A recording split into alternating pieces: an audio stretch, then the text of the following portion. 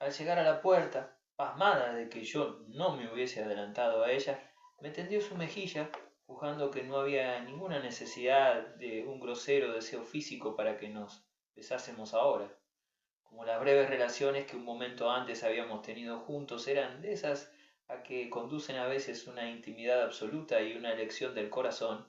Albertina había creído que debía improvisar y añadir momentáneamente a los besos que habíamos cambiado en mi cama el sentimiento de que esos besos hubieran sido signo para un caballero y su dama, tales como podía concebirlos un juglar gótico.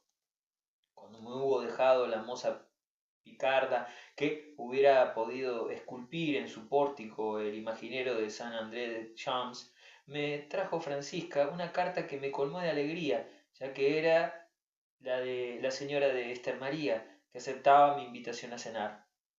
De la señora de Esther María, es decir, para mí, más que de la señora Esther María real, de aquella en que había estado pensando todo el día antes de la llegada de Albertina, en la terrible añagaza del amor que empieza por hacernos jugar no con una mujer del mundo exterior, sino con una muñeca interior de nuestro cerebro, la única por otra parte que tenemos siempre a nuestra disposición, la única que poseeremos, que la arbitrariedad del recuerdo, casi tan absoluta como la de la imaginación, puede haber hecho tan diferente de la mujer real como del Balbec real lo había sido para mí el Balbec soñado, creación ficticia a la que poco a poco, para sufrimiento nuestro, forzaremos a la mujer real a asemejarse. Albertina me había hecho retrasarme tanto que la comedia había acabado hace un instante cuando llegué a casa de la señora de Villeparisis, y como tenía pocas ganas de remontar contracorriente el oleaje de los invitados que fluía, comentando la gran noticia, la separación que se decía llevada ya a cabo entre el duque y la duquesa de Guermantes, me había, a la espera de poder saludar a la señora de la casa, sentado en un bergère desocupada del segundo salón, cuando del primero, donde seguramente había estado sentada en la mismísima primera fila de sillas, vi salir, majestuosa, amplia y alta, con un largo traje de raso amarillo que tenía aplicadas en relieve unas enormes adormideras negras, a la duquesa. Ya no me causaba ninguna inquietud verla. Cierto día, poniéndome las manos en la frente, como acostumbraba cuando tenía miedo de apenarme, diciéndome no sigas saliendo para encontrarte con la señora de Guermantes, eres la comidilla de la casa. Además, ya ves lo mala que está tu abuela. Realmente tienes cosas más serias que hacer que apostarte al paso de una mujer que se burla de ti de golpe y porrazo, como un hipnotizador que os hace tomar del remoto país en que os imagináis estar y os vuelve a abrir los ojos, o como el médico que, devolviéndoos al sentido del deber y de la realidad, os cura de un mal imaginario en que os complacíais, mi madre me había despertado de un sueño demasiado largo. El día que había seguido aquel había sido consagrado a decir un último adiós a la enfermedad a que renunciaba. Había cantado varias horas seguidas llorando el adiós de Schubert. Adiós, voces extrañas, que llaman lejos de mí, celeste hermana de los ángeles. Y luego se había acabado. Había dejado de salir por las mañanas y tan fácilmente que hice entonces el pronóstico, que ya veremos cómo resultó falso más tarde, de que me acostumbraría sin trabajo en el curso de mi vida a no volver a ver a una mujer. Y cuando después me contó Francisca que Jupien, que tenía ganas de instalarse más en grande, buscaba una tienda en el barrio, yo, deseoso de encontrarle una, encantado asimismo de vagar por la calle, que ya desde mi lecho oía gritar luminosamente como una playa, de ver bajo el levantado telón de hierro de las vaquerías las lecheritas con manguitos blancos, había podido volver a empezar mis salidas, libérrimamente, por lo demás, puesto que tenía conciencia de que ya no lo hacía con objeto de ver a la señora de Guermantes, ni más ni menos que como una mujer que adopta precauciones infinitas mientras tiene un amante, desde el día en que ha roto con él, deja a la vista por todas partes sus cartas, con riesgo de descubrir a su marido una culpa de que ella misma ha acabado de espantarse al mismo tiempo que de cometerla. A menudo era como el señor de Norpois con quien me tropezaba. Lo que me daba pena era enterarme de que casi todas las casas estaban habitadas por gentes desventuradas. Aquí la mujer lloraba sin cesar porque su marido la engañaba. Allá era la inversa. Acullá una madre trabajadora, molida a palos por un hijo borracho, trataba de ocultar su sufrimiento a los ojos de los vecinos. Toda una mitad de la humanidad lloraba, y cuando la conocí vi que era tan exasperante que me pregunté si no eran el marido o la mujer adúlteros, que lo eran solamente porque la felicidad legítima les había sido negada, y se mostraban encantadores y leales para con cualquier otro que no fuese su mujer o su marido, quienes tenían razón. Bien, bien pronto no tenía ya ni el móvil de ser útil a Jupien para proseguir mis peregrinaciones matinales, porque se supo que el ebanista de nuestro patio, cuyos talleres solo estaban separados del obrador de Jupien por un tabique muy delgado, iba a ponerlo en la calle el administrador porque daba unos golpes demasiado ruidosos. No podía esperar cosa mejor Jupien. Los talleres tenían un sótano para guardar leña que comunicaba con nuestras bodegas. Allí metería Jupien su carbón, haría echar abajo el tabique y tendría un solo y vasto obrador. Pero yo, aun sin la distracción de tener que buscar alojamiento para él, había seguido saliendo antes de comer. Además, como Jupien, que encontraba elevadísima la renta que pedía el señor de Guermantes, dejaba que la gente visitase el local para que, perdida la esperanza de encontrar inquilino, el duque se resignase a hacerle una rebaja.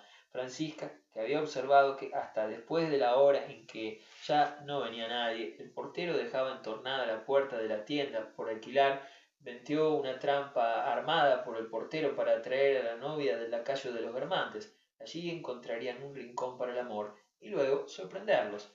De todas maneras, aunque ya no tenía que buscar local para Jupien, seguí saliendo antes de almorzar. A menudo, en estas salidas me encontraba con el señor de Norpois. Solía ocurrir que éste, mientras hablaba con algún colega suyo, lanzaba sobre mí unas miradas que, después de haberme examinado íntegramente, se desviaban hacia su interlocutor, sin haberme sonreído ni saludado más que si no me hubiera conocido en absoluto.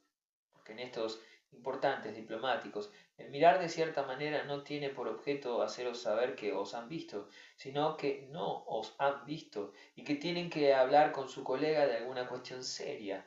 Una mujer alta con la que me cruzaba frecuentemente cerca de casa era menos discreta conmigo porque, aun cuando yo no la conociese, se volvía hacia mí, me esperaba inútilmente delante de los escaparates de los tenderos, me sonreía como si fuera a besarme, hacía el ademán de entregarse, se encontraba alguien a quien conociese, recobraba un continente glacial para conmigo, desde hacía ya mucho tiempo. En estos paseatas por la mañana, según lo que tuviera que hacer, aunque fuese comprar el periódico más insignificante, elegía yo el camino más directo, sin sentir pesar si ese camino quedaba fuera del recorrido habitual que seguían los paseos de la duquesa, y si, por el contrario, formaba parte de él, sin escrúpulos ni disimulo, porque ya no me parecía el camino prohibido en que arrancaba a una ingrata el favor de verla, a pesar suyo.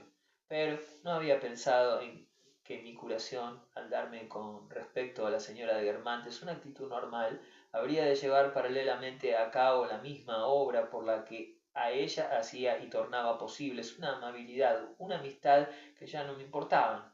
Hasta aquí los esfuerzos del mundo entero, coaligados para acercarme a ella, hubieran expirado ante la mala suerte que proyecta un amor desgraciado. Hadas más poderosas que los hombres han decretado que, en esos casos, nada podrá servir hasta el día en que hayamos dicho sinceramente en nuestro corazón las palabras ya no amo. Yo le había tomado a mal a Saint-Loup que no me hubiese llevado a casa de su tía, pero ni él ni nadie era capaz de romper un encantamiento. Mientras quería a la señora de Guermantes, las muestras de amabilidad que de los demás recibía yo, los cumplidos, me dolían, no solo porque eran cosas que no venían de ella, sino porque no llegaban a noticia suya. Pero es el caso que, aunque se hubiese enterado de todo ello, de nada hubiera servido. Hasta en los detalles de un cariño, una ausencia, el rechazar un almuerzo, un rigor involuntario, inconsciente, sirven de más que todas las cosméticas y que los trajes más hermosos. No faltarían advenedizos si se enseñase en ese sentido el arte de hacer fortuna. En el momento en que cruzaba el salón donde estaba yo sentado, lleno el pensamiento del recuerdo de unos amigos a quienes no conocía yo y con los que acaso fuese ella a encontrarse de nuevo, ahora mismo, en otra reunión, La señora de Guermantes me vio en mi berger como un verdadero indiferente que solo trataba de ser amable, al paso que, cuando estaba enamorado, tantos intentos había hecho por adoptar, sin conseguirlo, aires de indiferencia.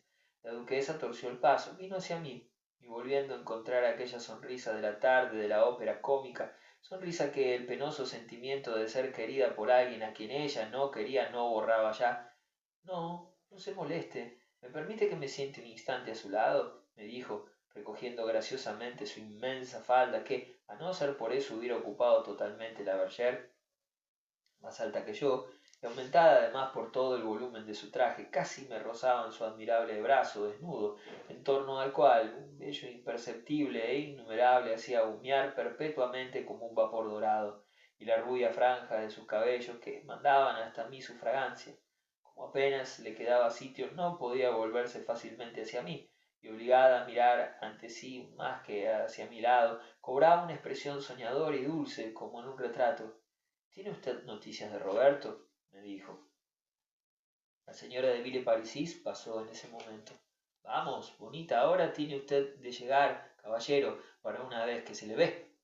Y advirtiendo que yo hablaba con su sobrina, suponiendo acaso que estábamos más unidos de lo que ella sabía, pero no quiero interrumpir su conversación con Oriana, añadió, porque los buenos oficios de la tercera forman parte de los deberes de una señora de su casa. ¿No quiere usted venir a cenar el miércoles con ella? Era el día en que yo tenía que cenar con la señora de Esther María. No acepté. ¿Y el sábado? Como mi madre volvía el sábado o el domingo, hubiera sido poco delicado no quedarme todas las noches a cenar con ella, así es que tampoco acepté. Ah, no es fácil poder contar con usted. ¿Por qué no va usted nunca a verme? Me dijo la señora de Guermantes cuando la de Villeparisis se hubo alejado para felicitar a los artistas y entregar a la diva un ramo de rosas, cuyo único valor era el que le daba la mano que lo ofrecía, ya que el ramo no había costado arriba de 20 francos. Era, por otra parte, el premio máximo de la señora de Villeparisis para los que sólo habían cantado una vez en su casa. Los artistas que prestaban su concurso a todas sus matinés y recepciones recibían rosas pintadas por la marquesa. Es un fastidio esto de no verse nunca, como no sea en casa ajena. Ya que no quiere usted cenar conmigo en casa de mi tía, ¿por qué no viene a cenar a mi casa? Algunos que se habían quedado en la reunión el mayor tiempo posible con cualesquiera pretextos, pero que en fin se retiraban al ver a la duquesa sentada para hablar con un joven en un mueble tan estrecho que no podían estar en él más que dos personas, pensaron que les habían informado mal, que era la duquesa, no el duque, quien pedía la separación por causa mía. Luego se apresuraron a difundir la noticia. Yo estaba en mejores condiciones que nadie de conocer su falsedad, pero me sorprendía que en esos periodos tan difíciles en que se efectúa una separación aún no consumada, la duquesa, en lugar de aislarse, invitara justamente a una persona a quien conocía tan poco. Tuve la sospecha de que había sido únicamente el duque quien no quería que ella me invitase, y que ahora que él la abandonaba, la duquesa no veía ya ningún obstáculo que le impidiera rodearse de la gente que le agradase. 2 minutos antes me habrían dejado estupefacto de haberme dicho que la señora de Guermantes me iba a pedir que fuese a verla, más aún a cenar con ella. De nada me servía saber que el salón de Guermantes no podía presentar las particularidades que había extraído yo de este nombre. El hecho de que me hubiera estado prohibido entrar en él, obligándome a comunicarle la misma índole de existencia que a los salones cuya descripción leemos en una novela o cuya imagen hemos visto en un sueño, hacía que, aun cuando estuviera seguro de que era semejante a todos los demás, me lo imaginase por completo distinto. Entre él y yo estaba la barrera en que acaba lo real. Cenar en casa de los Guermantes era como emprender un viaje durante mucho tiempo deseado, hacer pasar ante mis ojos un deseo de mi cabeza y trabar conocimiento con un sueño. Lo menos que hubiera podido creer es que se trataba de una de esas comidas a que los dueños de una casa le invitan a uno diciéndole: venga usted, no habrá absolutamente nadie más que nosotros, haciendo como que atribuyen al paria el temor que ellos mismos sienten de haberlo mezclado a sus demás amigos, y tratando incluso de transformar a un envidiable privilegio reservado exclusivamente a los íntimos la cuarentena del excluido, a pesar suyo huraño y favorecido. Lejos de ello, me percaté de que la señora de Guermantes tenía el deseo de hacerme saborear lo más agradable que tenía cuando me dijo, exponiendo de añadidura ante mis ojos la belleza violácea de una llegada casa de la tía de Fabricio y el milagro de una presentación al conde Mosca. ¿No tendría usted libre el viernes para que nos reuniésemos en la intimidad? Qué bien estaría. Irá la princesa de Parma, que es encantadora. Ante todo, ¿no le invitaría a usted de no ser para que se encontrase con gente agradable? Abandonada en los círculos mundanos intermedios que están entregados a un perpetuo movimiento de ascensión, la familia desempeña, por el contrario, importante papel en los círculos inmóviles, como la pequeña burguesía y como la aristocracia principesca que no puede aspirar a elevarse, ya que, por encima de ella, desde su especial punto de vista, no hay nada. La amistad de que me daban pruebas la tía Villeparisis y Roberto me habían hecho acaso para la señora de Guermantes y sus amigos, que vivían siempre sobre sí y en un mismo corrillo, objeto de una atención curiosa que yo no sospechaba.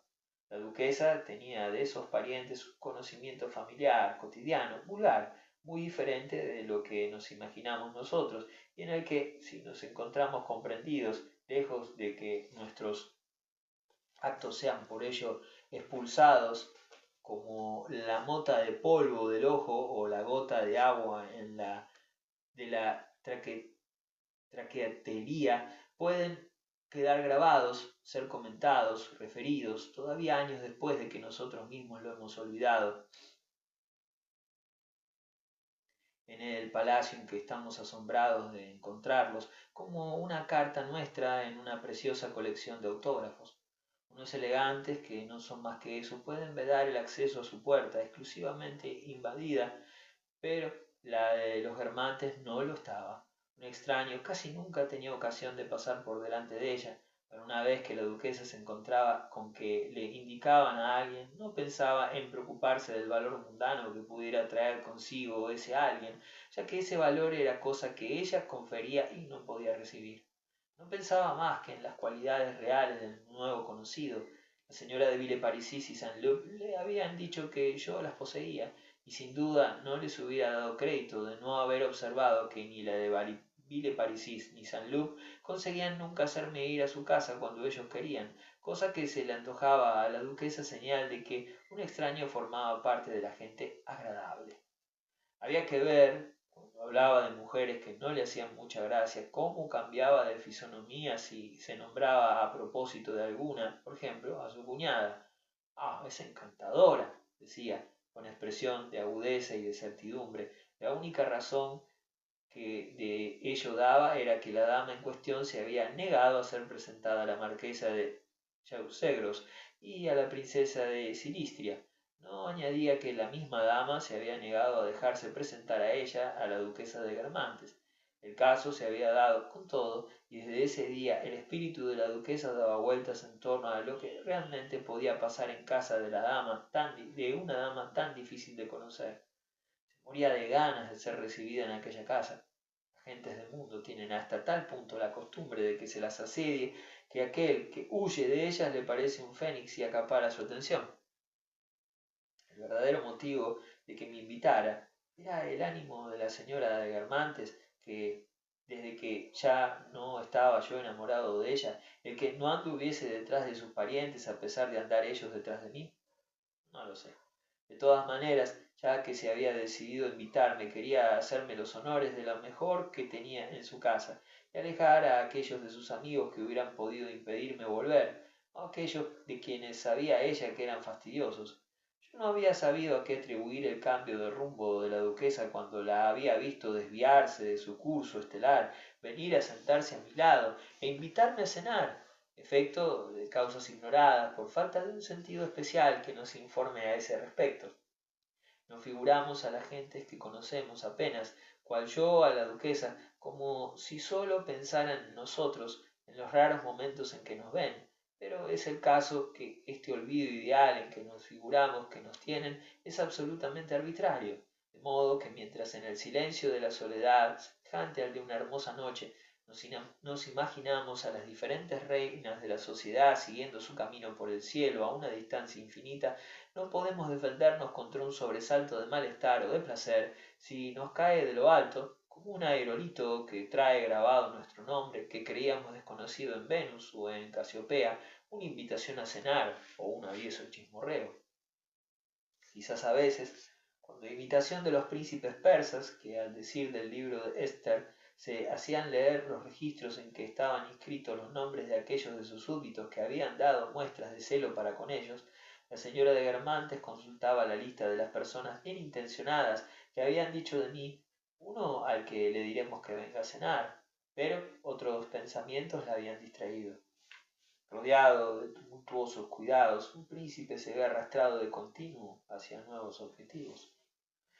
Hasta el momento en que me había visto solo como a Mardoqueo a la puerta del palacio, y como el verme había refrescado su memoria, quería, cual Asuero, colmarme de sus dones. Sin embargo, debo decir que una sorpresa de opuesto género iba a seguir a la que me había llevado en el momento en que me había invitado la señora de Guermantes.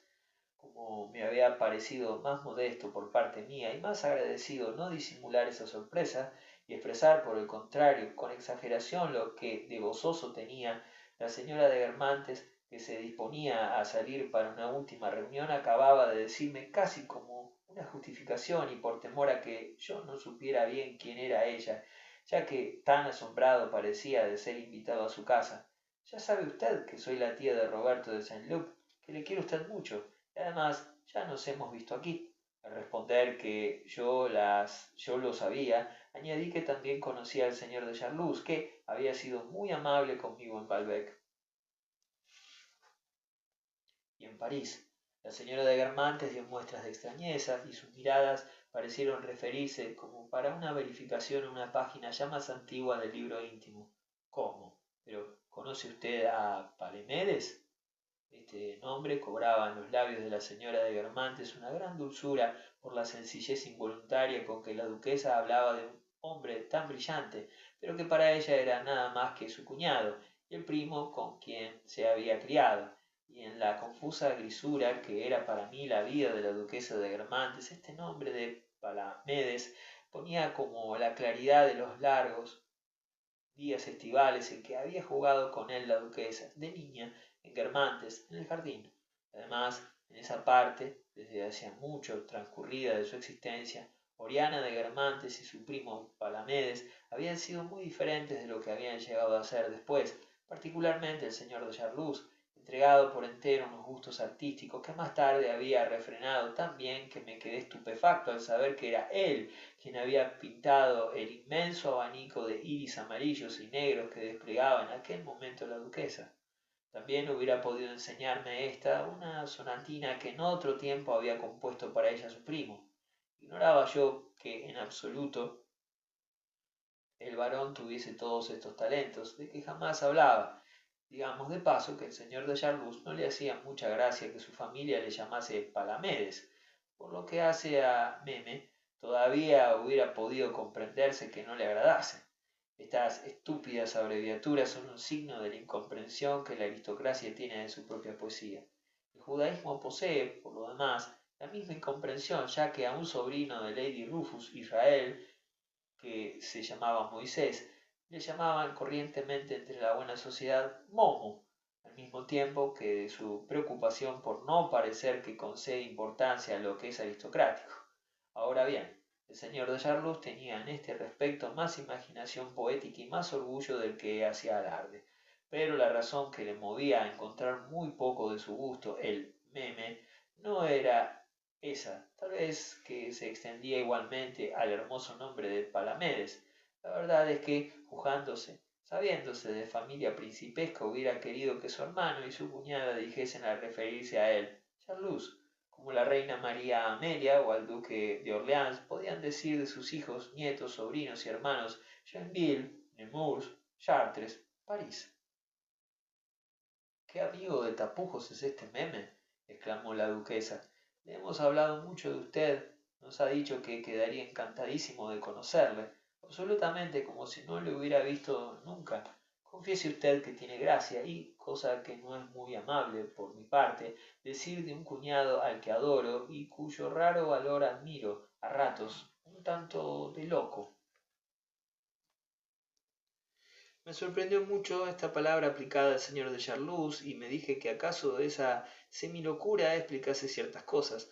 Por ejemplo, que el señor de Charlus hubiera parecido tan encantado con el proyecto de pedirle a Bloch que apalease a su propia madre.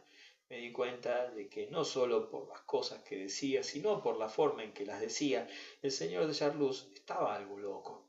La primera vez que se oye a un abogado o a un actor queda uno sorprendido por su tono tan diferente de la conversación, pero como nos damos cuenta de que todo el mundo lo encuentra perfectamente natural, no dice uno nada a los demás, no se dice nada a sí mismo, nos contentamos con apreciar el grado de talento.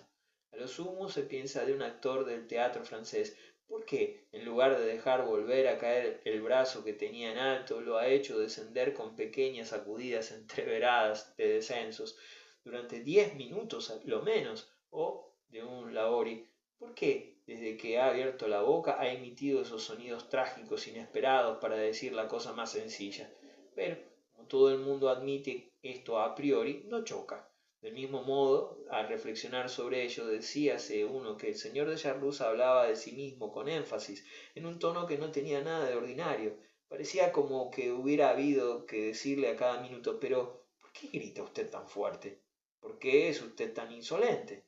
Solo que todo el mundo parecía haber admitido tácitamente que así estaba bien, y entraba uno en el corro que lo jaleaba mientras estaba perorando, pero en realidad un extraño en ciertos momentos hubiera creído oír gritar a un demente. Pero, ¿está usted seguro de que no lo confunde? ¿De que habla realmente de mi cuñado Paramedes? Añadió la duquesa con una ligera impertinencia que en ella se injertaba en la sencillez. Repuse que estaba absolutamente seguro y que el señor de Charlus tenía por fuerza que no haber oído mal mi nombre. Bueno, me dejo usted, me dijo, como lamentándolo, la señora de Guermantes. Tengo que ir un momento a casa de la princesa de Ligne. ¿No va usted por allí? No, ¿no le gusta la vida en sociedad? Tiene usted mucha razón, es insoportable. Si yo no me viese obligada, pero es mi prima, no sería delicado. Lo siento egoístamente por mí, porque hubiera podido llevarle usted conmigo e incluso volverle a su casa. Entonces me despido de usted y me felicito por lo del miércoles. Que el señor de Charlus se hubiera avergonzado de mí delante del señor de Agincourt, pase aún, pero que delante de su misma cuñada, que tan alta idea tenía de él, negase conocerme, hecho tan natural, puesto que yo conocía a la vez a su tía y su sobrino, es lo que no me era posible comprender. Para acabar con esto, diré que, desde cierto punto de vista, había en la señora de Guermantes una verdadera grandeza que consistía en borrar por entero todo lo que otras no hubieran olvidado, sino incompletamente. Aunque nunca me hubiese encontrado acosándola, siguiéndola, rastreando su pista en sus paseos matinales, aunque jamás hubiera respondido a mi saludo cotidiano con una impaciencia agobiada, aunque nunca hubiese mandado a paseos en Loop cuando éste le había suplicado que me invitase, no hubiera podido tener para conmigo unos modales más nobles ni más naturalmente amables. No sólo no se extendía en disculpas retrospectivas, en medias palabras, en sonrisas ambiguas, en tácitas inteligencias, no sólo tenía en su afabilidad actual, sin retrocesos, sin reticencias, algo tan orgullosamente rectilíneo como su majestuosa estatura, sino que los motivos de queja que había podido sentir contra alguien en el pasado estaban tan por entero reducidos a cenizas. Esas mismas cenizas habían sido arrojadas tan lejos de su memoria, o por lo menos de su manera de ser, que al ver su rostro, cada vez que tenía que tratar con la más hermosa sencillez de lo que en tantos otros hubiera servido de pretexto a restos de frialdad, a recriminaciones, la impresión que tenía uno era de algo así como una purificación. Pero si yo estaba sorprendido de la modificación que con respecto a mí se había operado en ella, cuánto más lo estaba al encontrar en mí un cambio muchísimo mayor respecto a ella. No había habido un momento en que no recobraba yo vida y fuerza si no había buscado, echado de continuo los cimientos de nuevos proyectos, alguien que hiciera que ella me recibiese y después de esta primera aventura procurase otras muchas a mi corazón cada vez más exigente. La imposibilidad de encontrar nada era lo que me había hecho salir para Donciers a ver a Roberto de Saint-Loup, y ahora eran realmente las consecuencias derivadas de una carta de la que me tenía agitado, solo que a cuenta de la señora de Esther María y no de la de Guermantes. Agreguemos, para acabar con esta recepción, que ocurrió en ella un hecho rectificado algunos días después, que no dejó de extrañarme. Me indispuso por algún tiempo con Bloch y constituye en sí una de esas curiosas contradicciones cuya explicación habrá de encontrarse al final de este volumen. Bloch, en casa de la señora de Villeparisis, no cesó de alabarme las muestras de amabilidad del señor de Charlus, que, cuando se encontraba con él en la calle, le miraba a los ojos como si le conociese. Tenía ganas de conocerle, sabía muy bien quién era. Yo me sonreí al pronto, ya que con tanta violencia se había expresado Bloch en Balbec a propósito del mismo señor de Charlus, y pensé simplemente que Bloch, al igual que le ocurría a su padre con Bergot, conocía al varón sin conocerle, y que lo que tomaba por una mirada amable era una mirada distraída. Pero Bloch acabó por llegar a tantas precisiones, pareció tan seguro de que en 2 o 3 ocasiones el señor de Charlus había querido abordarle, que, acordándome de haber hablado de mi camarada el varón, el cual, justamente al volver de una visita a la casa de la señora de Villeparisis, me había hecho varias preguntas acerca de él, formé la suposición de que Bloch no mentía, que el señor de Charlus se había enterado de su nombre, de que era amigo mío, etc. Así, algún tiempo después, en el teatro, pedí al señor de Charlus permiso para presentarle a mi amigo, y ante su aquiescencia fui a buscarlo. Pero desde el momento en que el señor de Charlus lo vio, una extrañeza inmediatamente reprimida se pintó en su rostro, en el que fue sustituida por un centellante furor. No solo no tendió la mano a Bloch, sino que cada vez que éste le dirigió la palabra, le respondió con el talante más insolente, con una voz irritada y ofensiva, de modo que Bloch, que según decía no había recibido hasta entonces del varón más que sonrisas, creyó que yo, en lugar de hablarle en favor suyo, le había hecho un mal tercio durante el breve diálogo en que, sabiendo el gusto del señor de Charlus por los protocolos, le había hablado de mi camarada antes de presentárselo. Bloch nos dejó desmasalado como una persona que ha querido montar un caballo dispuesto a cada paso a desbocarse, o nadar contra unas olas que sin cesar lo arrojan a uno contra los guijarros de la orilla, y no volvió a hablarme en 6 meses. Los días que precedieron a mi cena con la señora de Esther María fueron para mí no deliciosos, sino insoportables. Es que, en general, cuanto más corto es el tiempo que nos separa de lo que nos proponemos, más largo nos parece, porque le aplicamos medidas más breves, o simplemente porque pensamos en medirlo.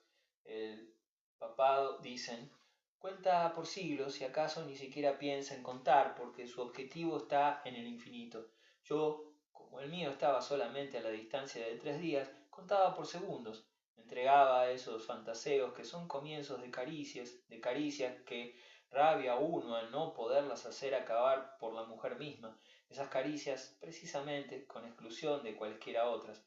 Y en suma, si en verdad que en general la dificultad de alcanzar el objeto de un deseo aumenta a éste, la dificultad no la imposibilidad, pues esta última lo suprime. Sin embargo, para un deseo enteramente físico, la certeza de que ha de ser realizado en un momento próximo y determinado es apenas menos exaltante que la incertidumbre, casi tanto como la duda ansiosa. La ausencia de duda torna intolerable la espera del placer infalible, ya que hace de esa espera una realización innumerable y merced a la frecuencia de las representaciones anticipadas, divide el tiempo en cortes tan menudos como lo haría la angustia.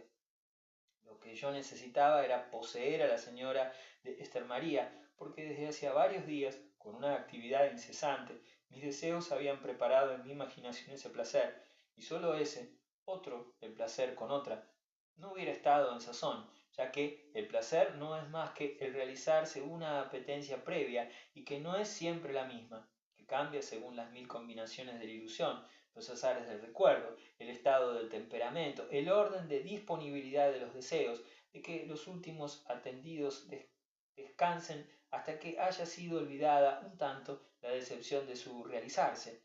Yo no hubiera estado dispuesto.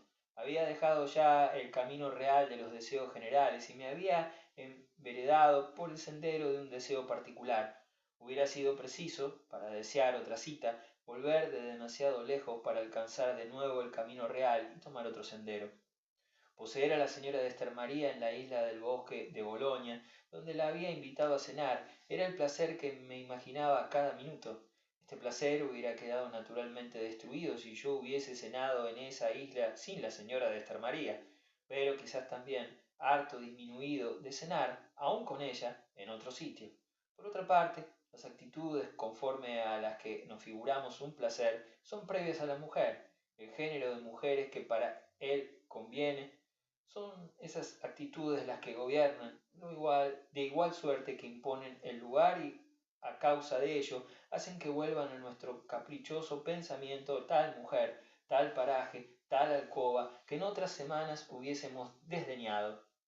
Hija de la costumbre, ciertas mujeres no van bien sin el vasto lecho en que encuentra uno la paz al lado de ellas, y otras, para ser acariciadas con una intención más secreta, requieren las hojas al viento, las aguas en la noche, son ligeras y huidizas tanto como unas y otras.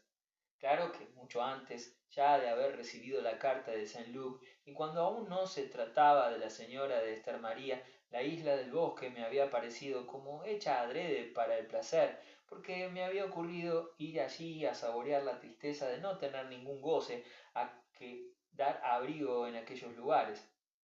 Por las orillas del lago que conducen a esta isla y a lo largo de las que, en las últimas semanas del estío, van a pasearse los parisiens que aún no han salido de veraneo, es por donde, sin saber ya en qué lugar encontrarla, ni siquiera si no habrá abandonado ya París, vaga uno con la esperanza de ver pasar a la muchachita de quien se ha enamorado en el último baile del año, a la que ya no podrá uno volver a encontrar en ninguna reunión de la primavera siguiente. Sintiéndose en vísperas o acaso al día siguiente de la partida del ser querido, sigue uno por la orilla del agua trémula esas hermosas avenidas en que ya una primera hoja roja florece como una última rosa, escruta el horizonte en que, merced a un artificio inverso al de esos panoramas bajo cuya rotonda los personajes de cera del primer plano comunican a la tela pintada del fondo la ilusoria apariencia de la profundidad y del volumen, nuestros ojos, al pasar sin transición del parque cultivado a las alturas naturales del Médoc y del monte Valérien, no saben dónde poner una frontera y hacen entrar la verdadera campiña en la obra de jardinería, cuyo goce artificial proyecta mucho más allá de ella, al igual que esos pájaros raros criados en libertad en un jardín botánico y que cada día, según el capricho de sus paseos alados, van a posar en los bosques limítrofes una nota exótica. Entre la postrera fiesta del verano y el destierro del invierno, recorre uno ansiosamente ese reino novelesco de los encuentros inciertos y de las melancolías amorosas, y no nos sorprendería más que estuviera situado fuera del universo geográfico que, si en Versalles, en lo alto de la terraza, observatorio en torno al cual las nubes se acumulan contra el cielo azul en el estilo de Van der Meulen, después de habernos elevado así fuera de la naturaleza, supiéramos que allí donde ésta comienza de nuevo, al extremo del gran canal, los pueblos que no podemos distinguir, en el horizonte deslumbrador como el mar, se llaman Fleurs o Nimega. Y pasado el último coche, cuando sentimos con dolor que ya no vendrá ella, nos vamos a cenar a la isla, por encima de los álamos temblones que recuerdan sin fin los misterios de la atardecida más que responden a ellos. Una nube sonrosada pone un postrero color de vida en el cielo aserenado. Algunas gotas de lluvia caen sin ruido en el agua antigua, pero en su divina infancia, que sigue siendo siempre de color del tiempo y que olvida en todo momento las imágenes de las nubes y de las flores. Y después que los geranios, intensificado la iluminación de sus colores, han luchado inútilmente contra el crepúsculo ensombrecido, una bruma viene a envolver la isla que se aduerme, se pasea uno por la húmeda oscuridad, a la orilla del agua, en que, a lo sumo, el paso silencioso de un cisne os pasma como en un lecho nocturno, los ojos abiertos de par en par un instante, y la sonrisa de un niño al que no creíamos despierto. Entonces quisiéramos tanto más tener con nosotros una enamorada, cuanto más solos nos sentimos y más lejos podemos creernos. Pero en esta isla, en la que hasta en verano había frecuentemente bruma, cuánto más feliz sería yo trayendo a la señora de María ahora que los días malos, que el fin del otoño había llegado, si el tiempo que hacía desde el domingo no había, por sí solo, tornado grisáceos y marítimos los países en que mi imaginación vivía, como en otras estaciones los tornaba embalsamados, luminosos, italianos. La esperanza de poseer a la vuelta de unos días a la señora de María hubiera bastado para hacer que se alzara 20 veces por hora un telón de bruma en mi imaginación monótonamente nostálgica. De todos modos, la niebla que desde la víspera se había alzado en el mismo París no sólo me hacía pensar sin tregua en la tierra natal de la muchacha a quien acababa de invitar, sino que, como era probable que mucho más densa aún que en la ciudad, habría de invadir a la atardecida el bosque, sobre todo a la orilla del lago, pensaba yo que convertiría un poco para mí la isla de los cisnes en la isla de Bretaña, cuya atmósfera marítima y brumosa había rodeado siempre a mis ojos, como una vestidura, la pálida silueta de la señora de María. Realmente, cuando es uno joven, a la edad que tenía yo cuando mis paseos del lado de Mesiglis, nuestro deseo, nuestra creencia, confieren al vestido de una mujer una particularidad individual, una irreductible esencia. Persigue uno la realidad, pero, a fuerza de dejarla escapar, acaba por observarse que a través de todas esas vanas tentativas en que hemos encontrado la inanidad, subsiste algo sólido, y es lo que buscaba. Empieza uno a despejar, a conocer aquello que ama, trata de procurárselo, aunque sea a costa de un artificio. Entonces, a falta de la creencia desaparecida, la costumbre significa un suplir esa creencia mediante una ilusión voluntaria. De sobra sabía yo que no iba a encontrar a media hora de casa la Bretaña, pero al pasearme del bracete con la señora de María por las tinieblas de la isla a la orilla del agua, haría como otros que, ya que no pueden entrar en un convento, por lo menos antes de poseer una mujer, la visten de religiosa. Podía incluso esperar que oiría en compañía de la joven algún chapoteo de olas, toda vez que la víspera de la cena se desencadenó una tormenta. Empezaba a afeitarme para ir a la isla a encargar que me guardasen el reservado, bien que en esta época del año estuviese vacía la isla y el restaurante desierto, y preparar la carta para el almuerzo del día siguiente, cuando Francisca me anunció a Albertina. Le hice pasar enseguida, indiferente a que me viese afeado por una barbita negra, la misma mujer para quien en Balbec nunca me encontraba bastante guapo y que me había costado entonces tanta agitación y trabajo como ahora la señora de María. Me importaba que ésta recibiese la mejor impresión posible de la velada del día siguiente. Así rogué a Albertina que me acompañase inmediatamente a la isla para ayudarme a conocer la carta.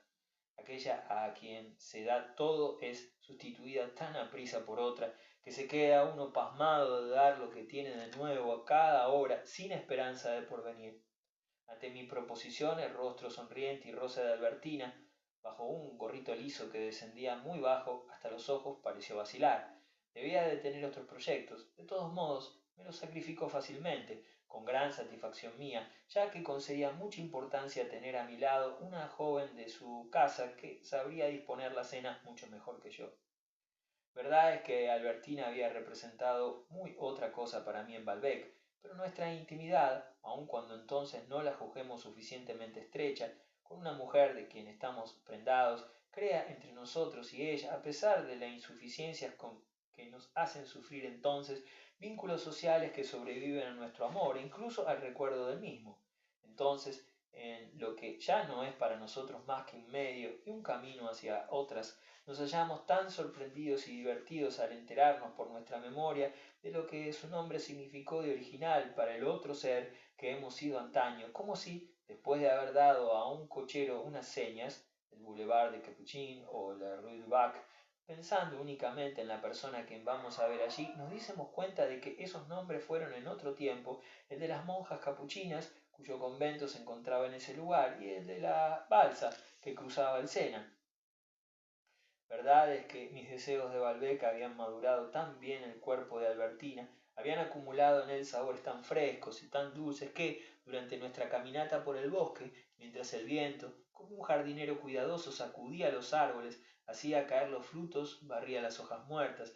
Me decía yo que si hubiera habido algún riesgo de que Saint-Loup se hubiese engañado, o de que yo hubiese entendido mal su carta, y de que mi cena con la señora de Estermaría no me condujese a nada, habría citado para aquella misma tarde, a Albertina, con objeto de olvidar durante una hora puramente voluptuosa, teniendo en mis brazos el cuerpo en que mi curiosidad había calculado, sopesado todos los encantos en que ahora sobreabundaba, las emociones y acaso las tristezas de este comienzo de amor respecto de la señora de Estermaría.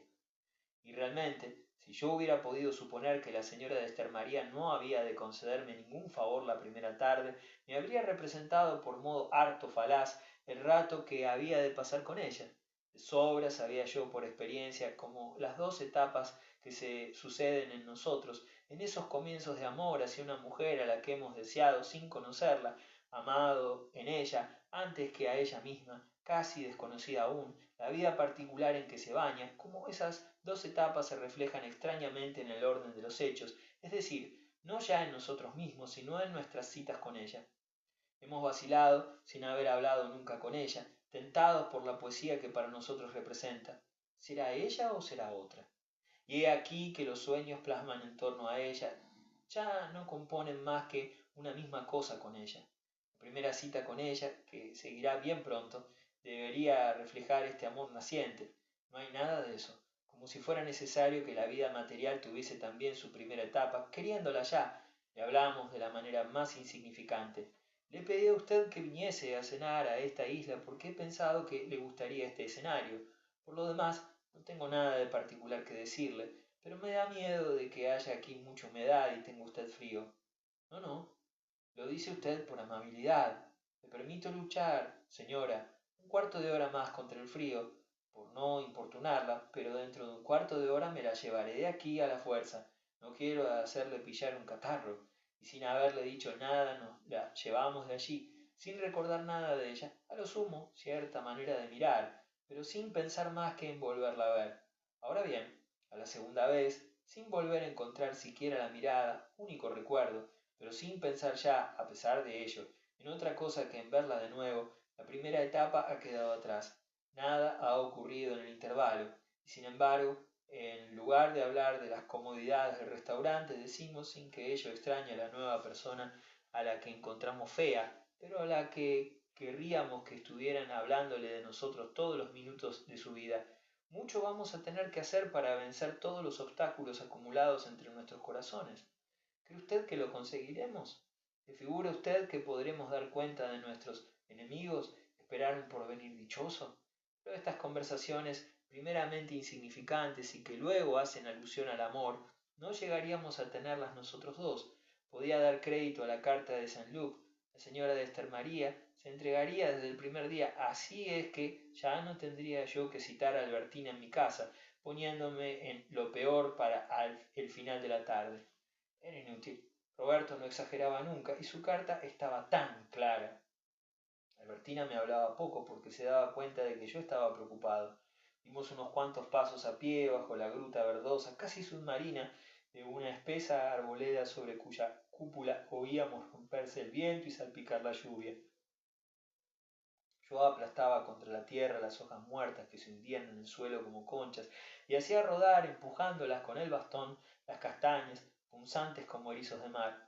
En las ramas, las últimas hojas convulsas sólo seguían al viento en la longitud de su pedúnculo, pero a veces, al romperse éste, caían a tierra y alcanzaban al viento corriendo.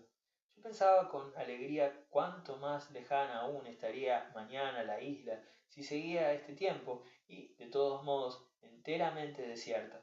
Subimos de nuevo al coche y, como la borrasca había amainado, Albertina me pidió que siguiéramos hasta el San Cloud, lo mismo que abajo las hojas muertas, las nubes arriba seguían al viento y migratorios atardeceres cuya superposición rosa, azul y verde dejaba ver una a modo de sección cónica practicada en el cielo, estaban preparados ya con destino a otros climas más benignos.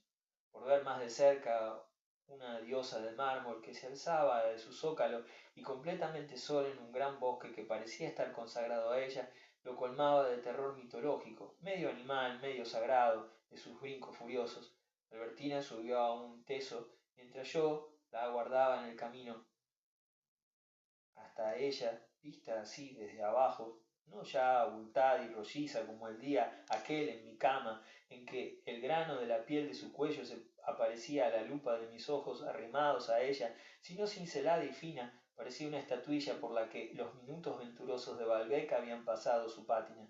Cuando volví a encontrarme solo en casa, acordándome de que había ido a hacer una excursión a prima tarde con Albertina, de que cenaba pasado mañana en casa de la señora de Guermantes y de que tenía que contestar una carta de Gilberta, tres mujeres a las que había querido, me dije que nuestra vida social está llena, como el estudio de un artista, de esbozos abandonados en los que por un momento habíamos creído poder plasmar nuestra necesidad de un gran amor, pero no pensé en que a veces, si el bosquejo no es demasiado antiguo, puede ocurrir que volvamos a tomarlo y que hagamos de él una obra completamente diferente y quizás más importante, inclusive, que la que primeramente habíamos proyectado. A la mañana siguiente hizo un tiempo frío y hermoso. Sentíase el invierno. En rigor, la estación estaba tan avanzada que era un milagro que hubiéramos podido encontrar en el bosque, expoliado ya algunas cúpulas de oro verde. Al despertar vi, como por la ventana del cuartel de Doncier, la bruma mate, compacta y blanca que pendía gozosamente al sol, consistente y blanda como almíbar hilado. Luego el sol se ocultó y la niebla se tornó aún más espesa en las horas de la tarde. Se hizo de noche muy pronto. Me arreglé, pero era demasiado temprano aún para salir. Decidí mandar un coche a la señora de Esther María. No me atreví a montar en él, por no obligarla a hacer el camino conmigo, pero le entregué al cochero unas letras para ella, en que le preguntaba si me permitía pasar a recogerla. Mientras esperaba, me eché en la cama, cerré los ojos un instante, luego los volví a abrir. Más arriba, los visillos ya no había más que un estrecho viso de claridad que iba oscureciéndose. Reconocía yo esta hora inútil, vestíbulo profundo del goce, cuyo vacío sombrío y delicioso había aprendido a conocer en Balbec, cuando, solo en mi cuarto, como ahora, mientras todos los demás estaban cenando, veía sin tristeza morir el día más arriba de los visillos, sabiendo que poco después, tras una noche tan corta como las noches del polo, iba a resucitar más refulgente en el flamear de Riverbell. Me echaba fuera de la cama, me ponía mi corbata negra, me pasaba el cepillo por el pelo, últimos ademanes de un tardío poner las cosas en orden, ejecutados en Balbec pensando no en mí sino en las mujeres que vería en Riverbell, mientras le sonreía de antemano en el espejo oblicuo de mi cuarto y que por ello habían quedado como signos precursores de una diversión entreverada de luces y música. Como signos mágicos la evocaban, más aún, la realizaban ya. Gracias a ellos tenía yo una noción tan cierta de su verdad, una fruición tan acabada de su hechizo embriagador y frívolo como las que tenían en Combray en el mes de julio, cuando oía los martillazos del embajador y gozaba en el frescor de mi alcoba a oscuras del calor y del sol. Parejamente, no, ya no era en realidad a la señora de Esther María a quien hubiera deseado ver, obligado ahora a pasarme con ella la noche, hubiera preferido, como era para mí esta la última antes de que volviesen mis padres, que me quedase libre y poder tratar de volver a ver mujeres de las de Riverbell. Volví a lavarme por última vez las manos y en el paseo que el placer me hacía dar por todo el piso, me las sequé en el oscuro comedor. Me pareció que estaba abierto la antesala iluminada, pero por lo que había tomado por la iluminada rendija de la puerta que, por el contrario, estaba cerrada, no era sino el blanco reflejo de mi servilleta en la luna de un espejo puesto de pie contra la pared, en espera de que lo colocasen cuando volviera mamá. Volví a pensar en todos los espejismos que había descubierto de esta manera en nuestro piso y que no solo eran tópicos, ya que los primeros días había creído que la vecina tenía un perro a cuenta del aullido prolongado, humano casi, que había dado en emitir cierto tubo de la cocina cada vez que abrían el grifo, y la puerta que daba al descansillo solo se cerraba lentísimamente con las corrientes de aire de la escalera, ejecutando los cortes de frases voluptuosos y gemebundos que se superponen al coro de los peregrinos hacia el final de la obertura del Tannhäuser. Por otra parte, cuando acababa de dejar mi servilleta en su sitio, tuve ocasión de volver a gozar una nueva audición de este asombroso trozo sinfónico, porque que, como hubiera sonado un campanillazo, corrí a abrir la puerta de recibimiento al cochero que me traía la respuesta. Pensé que sería: esa señora está abajo, o la señora esa le espera, pero el hombre tenía en la mano una carta. Dudé un instante si enterarme de lo que la señora de Esther María había escrito, que mientras ella tenía la pluma en la mano hubiera podido ser otra cosa, pero que ahora era, separado de ella, un destino que seguía su camino solo y en el que ya nada podía cambiar ella. Dije al cochero que bajara y esperase un instante, aunque rezongaba a cuenta de la niebla. En cuanto se fue, abrí el sobre. En el tarjetón, la vizcondesa Alix de Esther María, mi invitada, había escrito: estoy desolada. Un contratiempo me impide cenar esta noche con usted en la isla del bosque. Era para mí una fiesta. Escribiré más extensamente desde Esther María. Siento lo ocurrido. Saludos. Me quedé inmóvil, aturdido por el choque que había recibido. A mis pies habían caído el tarjetón y el sobre, como el taco de un arma de fuego cuando ha salido el tiro. Lo recogí, analicé la frase. Me dice que no puede cenar conmigo en la isla del bosque. Pudiera deducirse de ello que podría cenar conmigo en otra parte. No cometeré la indiscreción de ir a buscarla, pero, en fin, así podría entenderse esto. Y esa isla del bosque, como desde hacía 4 días se había instalado de antemano en ella mi pensamiento con la señora de Esther María, no podía acabar de hacerlo volver de allí. Mi deseo se acogía de nuevo a la pendiente que seguía desde hacía tantas horas, y a pesar de esta misiva, demasiado reciente para que pudiera prevalecer contra él, aún me preparaba instintivamente a salir, del mismo modo que un alumno reprobado en un examen querría contestar una pregunta más. Acabé por decidirme a ir a decirle a Francisca que bajase a pagar el cochero. Crucé el pasillo sin encontrarla, pasé al comedor. De pronto mis pasos cesaron de resonar sobre el entarimado como había hecho hasta allí, y se asordaron en un silencio que aún antes de que conociese su causa me dio una sensación de ahogo y de claustración. Eran las alfombras que, para cuando volvieran mis padres, había empezado a clavar, esas alfombras que tan hermosas son en las mañanas felices, cuando en medio de su desorden os espera el sol, como un amigo que ha venido para llevarnos a comer al campo, y posa en ellos la mirada de la selva, pero que ahora, por el contrario, eran el primer arreglo de la prisión invernal, de donde, obligado, como iba a estar a vivir, a hacer mis comidas en familia, ya no iba a poder salir libremente.